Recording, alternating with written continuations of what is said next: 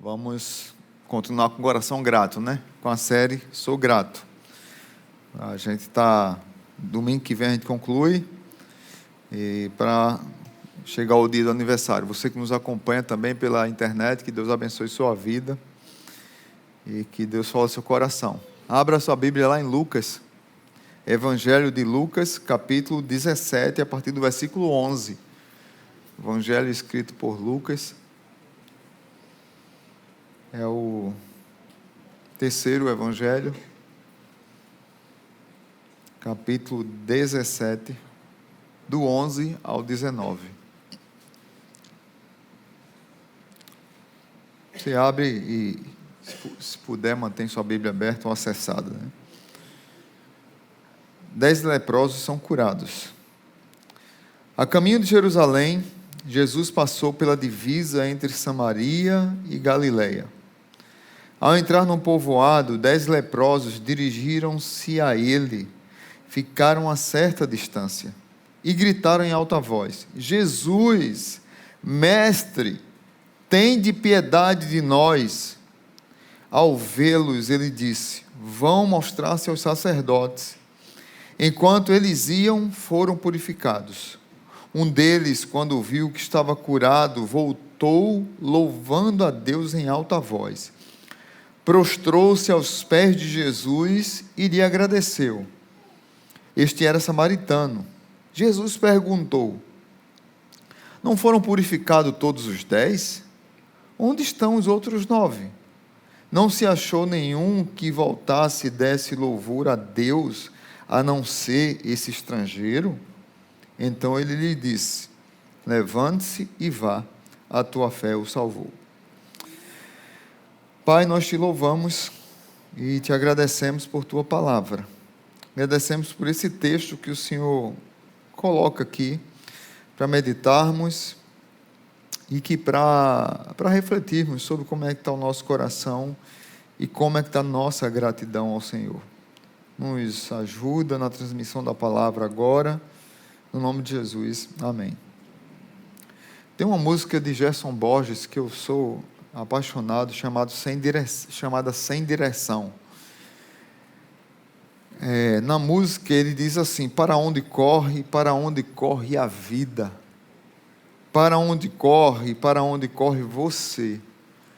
Para onde corre o tempo? Que a gente nunca encontra tempo para parar de correr. Para onde corre a cidade? Para onde corre o metrô? Para onde corre o relógio? Que a gente está sempre com ódio porque se atrasou. E que perdeu a hora, e que perdeu o sábado, e que perdeu o início de um filme que mal começou, e que perdeu a viagem, e que perdeu dinheiro. Mas para falar a verdade, o que você perdeu primeiro? Essa música me faz refletir, faz lembrar de algo que aconteceu há alguns anos atrás. Para ser mais exato, 2007, 12 de janeiro. Um homem pobre, sem esperança, chega numa expectativa de receber doações num trem em Washington, nos Estados Unidos, vestido com roupas comuns, um boné de beisebol, e ele tocava um violino e deixou o estojo do violino aberto no asfalto à sua frente. Ele esperava conseguir doações durante o pico da manhã de movimentação naquele metrô tão tumultuado. Era uma manhã fria de janeiro e a maioria das pessoas não se interessava pelo dilema. As pessoas estavam ocupadas demais para agradecer o que aquele homem estava tocando. Além do mais, eles só se preocupavam com a sua pressa de passar e de passar e de passar. Aquele homem tocava músicas de Johann Sebastian Bach com uma maestria incrível. Talvez vocês lembram dessa história. Ele ficou ali naquela multidão aproximadamente 45 minutos tocando. a multidão se dispersava, o pico de movimento terminou, estimava-se que milhares de pessoas passaram por ali, e olhavam para aquele homem sem esperança e estavam tão apressadas com um dia que nem se preocupavam com ele. Apenas 7 pessoas pararam um pouquinho para ver. Um homem de meia idade pareceu reconhecê-lo, parou e ficou um pouquinho a mais de tempo. Depois tirou do bolso uma cédula de $20 e colocou lá no suporte do violino. Outras pessoas chegaram e deram algumas moedas, e no fim do seu trabalho, ele conseguiu apurar $32,17. Quando terminou de tocar aquela música de Sebastian Bach, ele cessou, guardou tudo, foi embora arrastando dos pés, como se tivesse machucado. Ninguém notou, ninguém aplaudiu, ninguém agradeceu, porque ele preencheu aquela correria matinal com belas canções, mas também ninguém o reconheceu.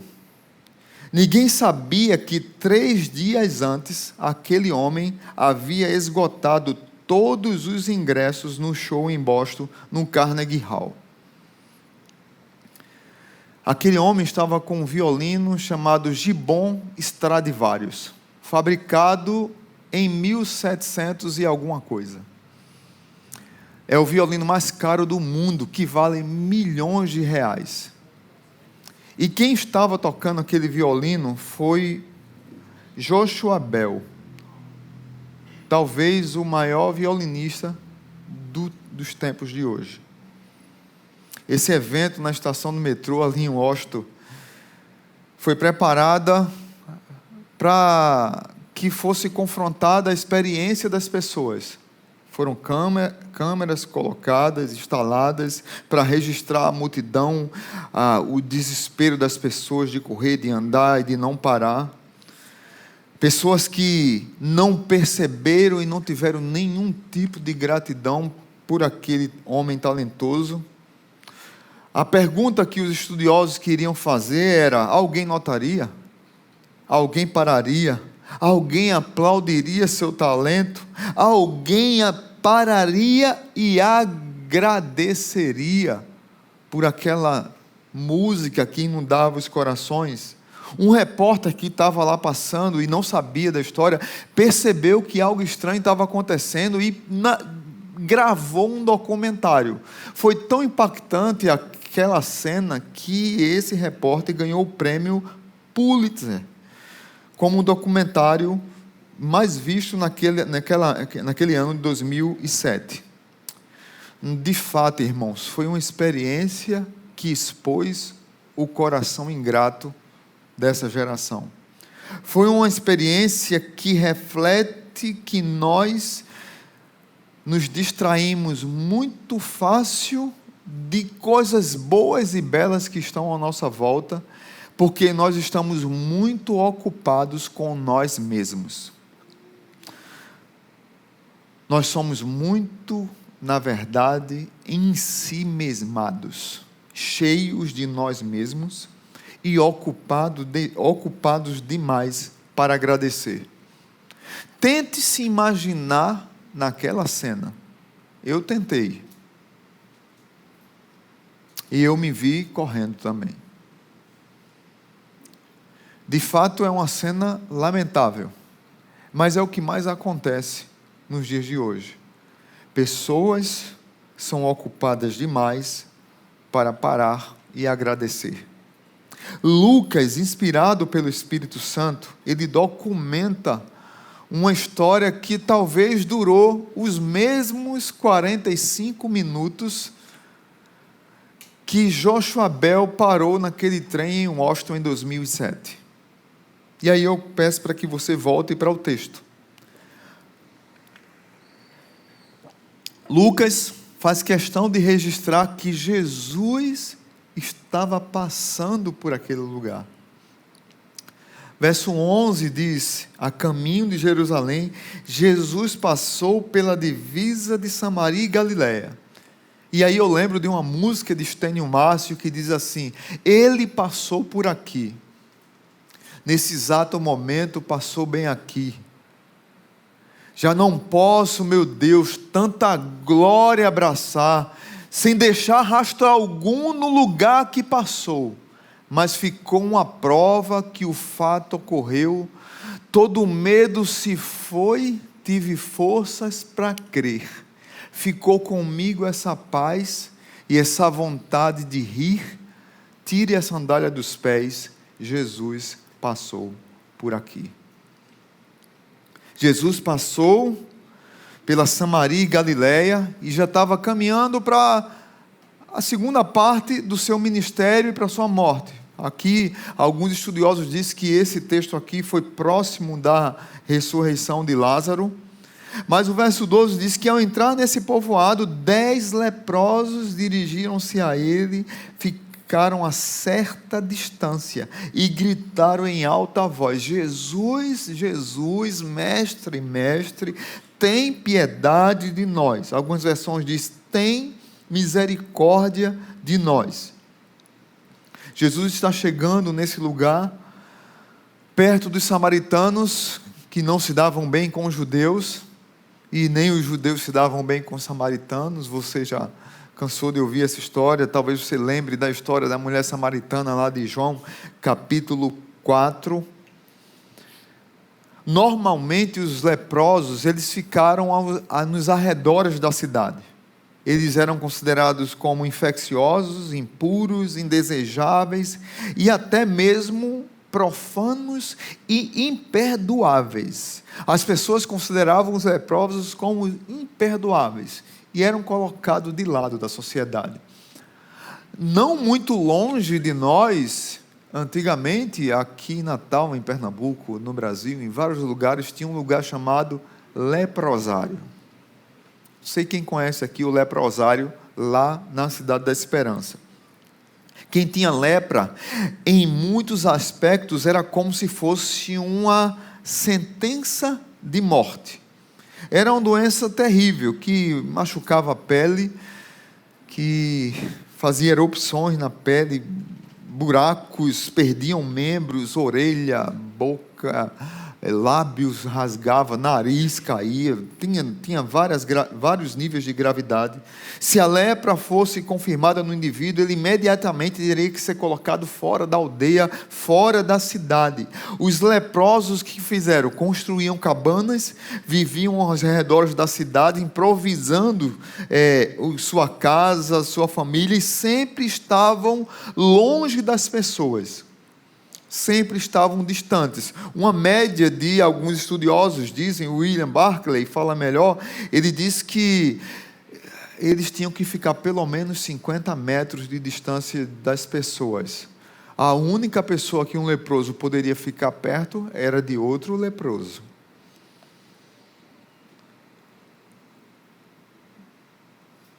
Eles, com 50 metros de distância, podia ouvir seus filhos cantar,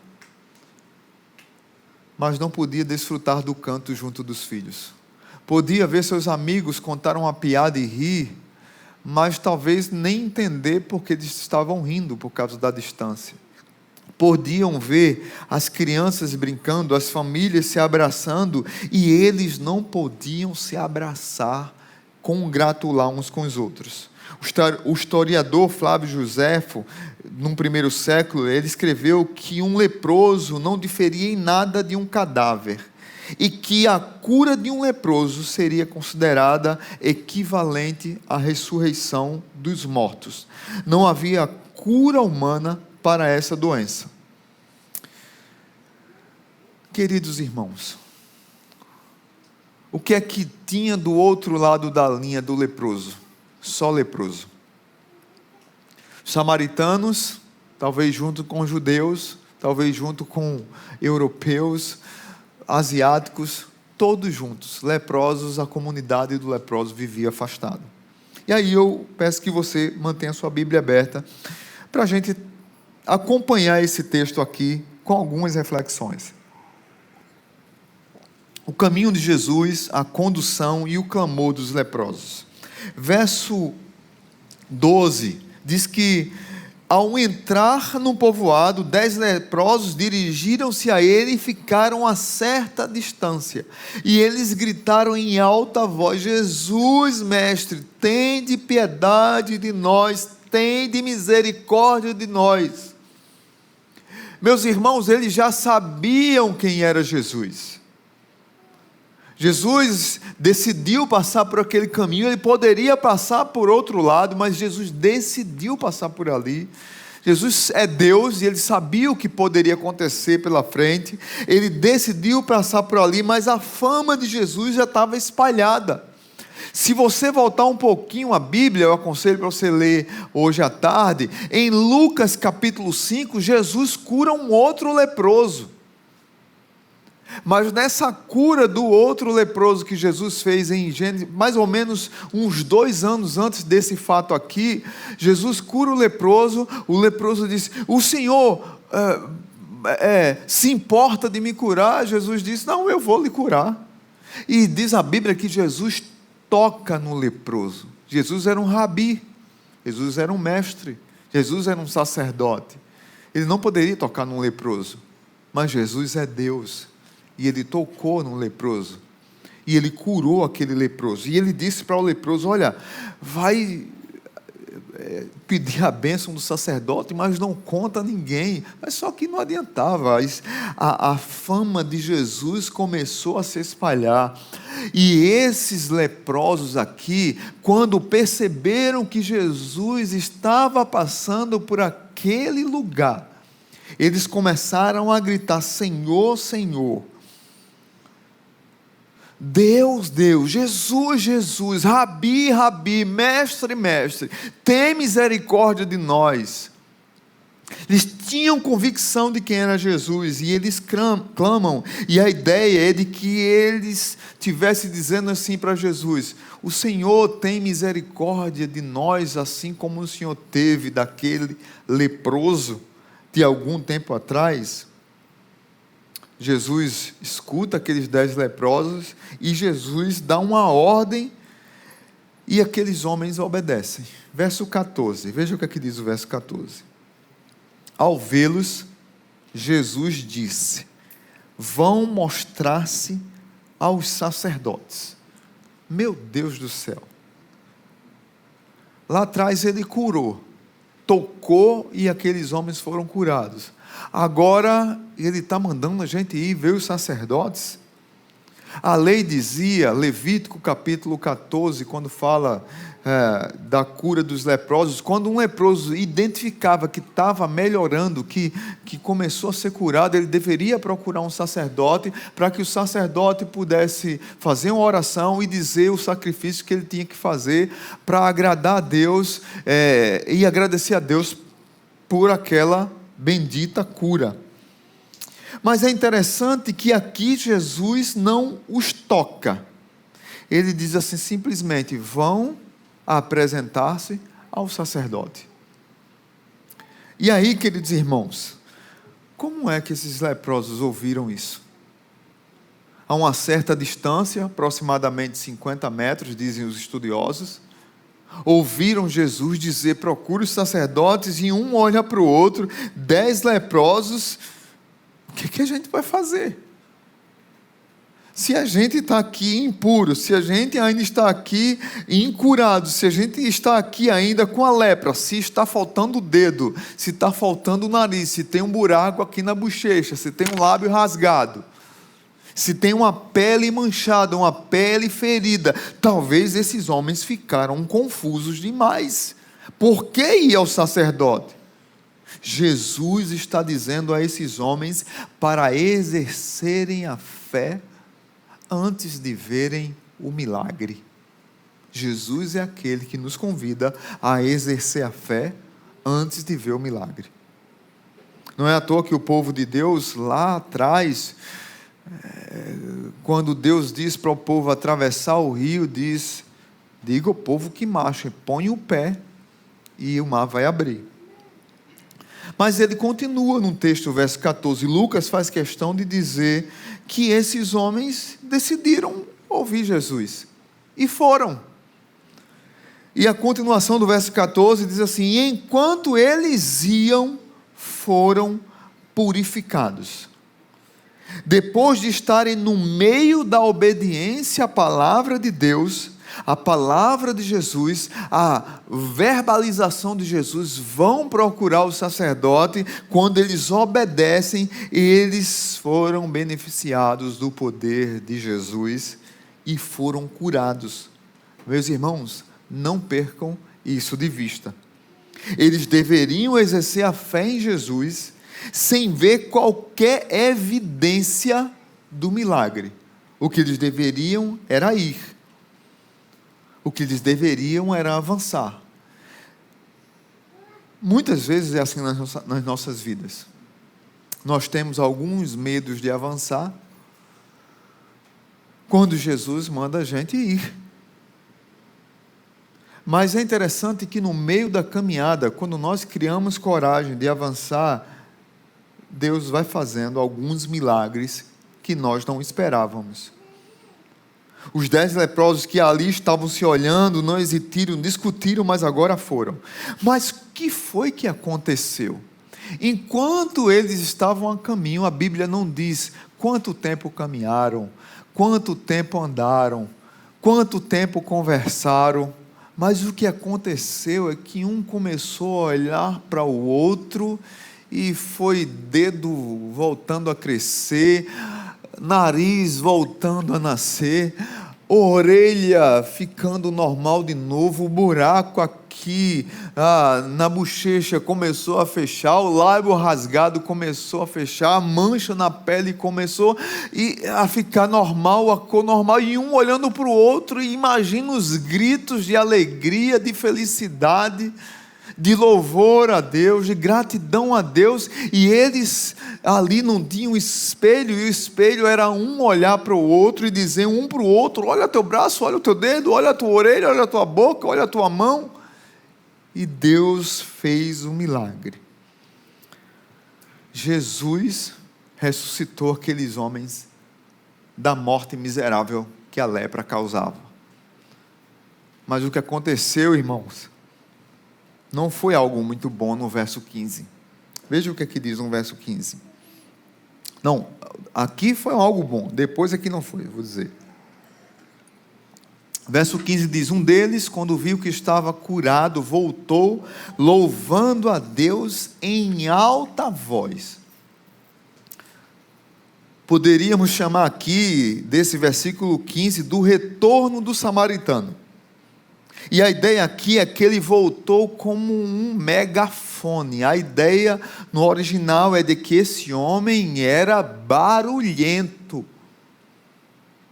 Ele voltou gritando, proclamando, louvando a Deus, um coração muito grato, a plenos pulmões, como a gente falou domingo passado no Salmo 100, celebrai com júbilo. Não é celebrai com júbilo, é celebrai com júbilo ao Senhor, é gritando, é cantando, é exaltando o nome do Senhor, é proclamando o nome do Senhor, é a plenos pulmões. Eu estou muito feliz, obrigado, meu Deus. Eu quero cantar louvores ao Senhor, porque eu estou alegre. Bem-aventurado aqueles que cantam, que louvam, que proclamam. Esse samaritano era um crente pentecostal. Abriu a boca e cantou. Tem uma música das antigas que diz assim: cadê aquele povo barulhento? A turma da Assembleia aqui gosta, né? Verso 16. Prostrou-se aos pés de Jesus e lhe agradeceu. Esse homem que voltou louvando, que voltou cantando, ele agora adora ao Senhor. Ele se derrama na presença de Jesus, reconhece que é Jesus. Ele provavelmente não continuou até o fim do caminho para falar com o sacerdote, ele voltou para falar com o sacerdote da sua alma e se humilha, e ele entende que aquele que está ali diante dele não é apenas um rabino judeu, mas é o Senhor e Salvador da sua vida, é o Rei dos Reis, Senhor dos Senhores, digno de toda adoração, Criador de todas as coisas, aquele que era, que é e o que há de vir, o Alfa e o Ômega, o Senhor da vida estava diante dele. Eu não estou apenas cantando para um rabino que me curou, eu estou adorando ao Senhor que deu-me a vida. É interessante que Lucas faz questão, no verso 16, na parte final, de falar da biografia desse homem. Quem era esse homem que voltou adorando? Quem era esse homem que voltou louvando? Quem era esse homem que voltou convertido? Era um samaritano. Ele faz questão de dizer isso. Mas por que isso? É intencional. Lucas quis registrar que é mais ou menos assim. Para os judeus, a questão seria: vem cá, mas fulano, samaritano, voltou para agradecer a um judeu, porque Jesus era judeu, apesar dos progressistas não aceitarem isso. Jesus era judeu, e o samaritano volta para agradecer a um judeu. Não pode, alguma coisa está errada. Como muitas vezes eu e você diz assim: mas fulano se converteu, fulano se dobrou aos pés de Jesus, fulano entregou a vida a Jesus. Sim, por que não? Jesus faz questão de aplicar no verso 17 algumas perguntas. Mas qual era a intenção dessas perguntas?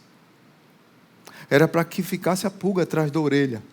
Jesus sabia o que tinha acontecido, mas ele começa a fazer algumas perguntas que começam a revelar o nosso coração ocupado demais para agradecer. Veja comigo o verso 17.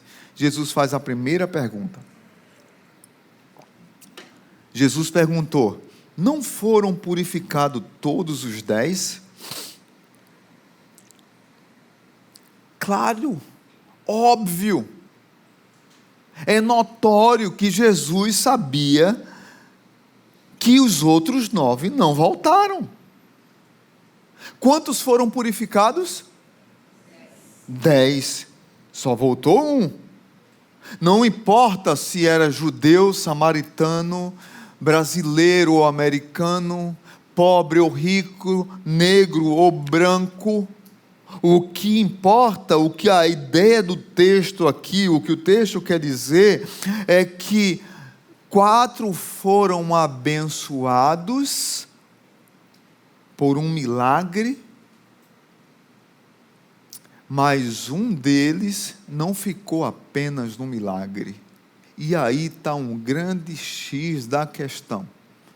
Tem muitas pessoas que entram nas nossas igrejas, domingo após domingo, atrás de cura, atrás de bênção. Às vezes o crente, que a gente nem sabe mais se é crente, velho de igreja, começa a entrar nessa neura de querer ser abençoado, de querer receber tudo de Deus, mas não tem um coração grato a Deus. E presta bem atenção no que eu vou dizer agora, não confunda a cura física com salvação espiritual. Deus pode fazer milagres físicos, Deus pode nos abençoar no nosso trabalho, Deus nos abençoa com quando nós acordamos, Deus abençoa quando manda um sol abençoado, Deus nos abençoa quando manda uma chuva para produzir frutos, Deus nos abençoa quando a gente passa num concurso, Deus nos abençoa quando a gente passa numa universidade, quando nós temos um filho, quando nós conseguimos um emprego. Ele só abençoa crente assim? Descrente também é abençoado assim? Isso é uma coisa. Ser salvo é outra coisa. Temos aqui uma pessoa que voltou e foi salva, e temos 9 que foram abençoados, mas não tiveram a vida espiritual restaurada. Quantas pessoas que Jesus curou no Evangelho, mas não entregaram a vida a Jesus. Quantas pessoas que você vê no Evangelho que Jesus dava uma palavra e aleijados eram curados, doenças saíam, pessoas que eram possessas de demônios eram libertas. Quantas pessoas em Atos dos Apóstolos, no início da igreja, Atos capítulo 5, quando a sombra de Pedro curava pessoas, a sombra de Pedro restaurava a vida das pessoas, mas essas pessoas, muitas delas não foram salvas. É justamente aqui que está, talvez, o grande problema, que muitas pessoas confundam o fato de estarem dentro de uma igreja com o fato de realmente serem discípulos de Jesus. Jesus curou amigos e inimigos, Jesus curou seguidores, Jesus curou líderes de sinagoga, Jesus curou parentes judeus, e isso é graça comum. E Ele vai continuar fazendo isso até o fim dos tempos. Outra coisa é a pessoa entregar a vida a Jesus, adorar Jesus, reconhecer quem é Jesus, como esse homem aqui. Aí Jesus, como ele era muito sábio e era um entendedor de perguntas retóricas, ele não ficou na primeira pergunta. Não foram todos purificados, todos os 10, mas ele faz uma outra pergunta. Onde estão os outros 9? Onde estão os outros 9? Jesus sabia que os outros 9 estavam ocupados demais para agradecer. As pessoas que estão em busca do milagre, mas não estão em busca do curador. As pessoas que estão em busca da maravilha, mas não querem o maravilhoso. As pessoas que querem o que Jesus pode fazer, mas não querem Jesus. E deixa eu dizer uma coisa para você, algo que tem entristecido o nosso coração, é quando a gente vê essa cultura dentro de crentes que parecem antigos no Evangelho. Pessoas que são abençoadas por Deus, que Deus, como diz lá no Salmo 68, 19, diz assim: bendito seja o Senhor, de que de dia em dia nos cumula de benefícios. O Deus que é a nossa salvação. A gente só pega a primeira parte. Deus nos cumula de benefícios. Mas eu não quero o Deus da minha salvação.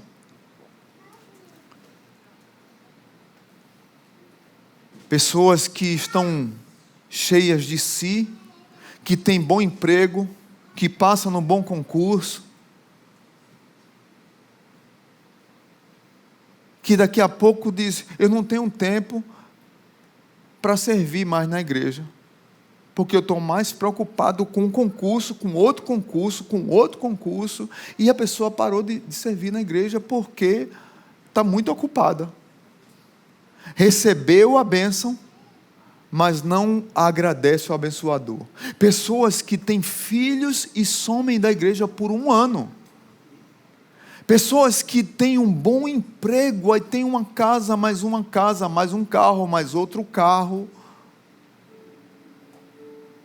E nunca mais tem tempo de congregar na igreja, abandonou tudo na igreja, não tem mais um coração grato, porque quer as bênçãos do Messias, mas não quer o Messias.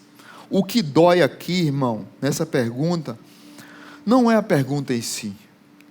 O que dói é o silêncio daqueles que não voltaram. O que dói é saber que 10 foram curados, mas apenas um foi salvo. O que dói é saber que os outros 9 receberam o milagre, mas não receberam o Mestre. Cristo registrou o um que voltou. Cristo percebeu a ausência dos que não vieram. Cristo, que é Senhor de todas as coisas, Ele lamentou a ingratidão. Onde estão aqueles que eu curei? Onde estão aqueles que eu livrei? Onde estão aqueles que eu restaurei? Como dói ouvir nos arredores da igreja tantas pessoas que foram abençoadas por Deus através da igreja, mas só tem palavras malditas e amaldiçoadas de suas bocas. Não agradecem nada. A comunhão não serve. A célula não presta porque não é do meu jeito. O pastor não prega bem porque ele não é presbiteriano. Vá para a igreja presbiteriana. Amém? Resolve o problema. O louvor não é bom porque não é o louvor da Lagoinha. Vá para a Lagoinha. A sala do ministério infantil não é legal porque não tem a carreta furacão. Vá para a carreta furacão. Gente ingrata, que sempre procura defeitos. Não agradece pelos líderes, não agradece pelos pastores, não agradece pelos membros da igreja, da célula, não agradece pelos ministérios. Não agradece porque Jesus abençoou, porque Jesus usou pessoas para curar, para aconselhar, para abraçar nos momentos de dores, para abraçar num tempo que a pessoa estava doente, que recebeu uma visita, que recebeu uma ligação, que estava numa crise de casamento e alguém da igreja chegou, aconselhou, visitou, confrontou, orou. Nós estamos ocupados demais para agradecer. Muitos de nós passaríamos pelo metrô de Washington, ouviríamos Joshua Bell tocar e talvez não perceberíamos a beleza do seu canto.